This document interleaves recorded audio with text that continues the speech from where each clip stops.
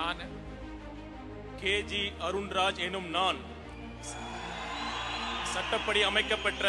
இந்திய அரசியலமைப்பின் பால் உண்மையான நம்பிக்கையும் மாறா பற்றும் கொண்டிருப்பேன் என்றும்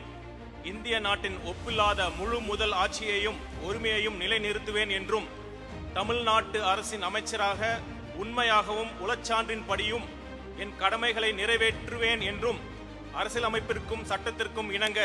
அச்சமும் ஒருதலை சார்பும் இன்றி விருப்பு வெறுப்பை விலக்கி பலதரப்பட்ட மக்கள் அனைவருக்கும் நேர்மையானதை செய்வேன் என்றும் ஆண்டவன் மீது ஆணையிட்டு உறுதிமொழிகிறேன். நான் கேஜி அருண்ராஜ் எனும் நான் தமிழ்நாட்டு அரசின் அமைச்சர் என்ற முறையில்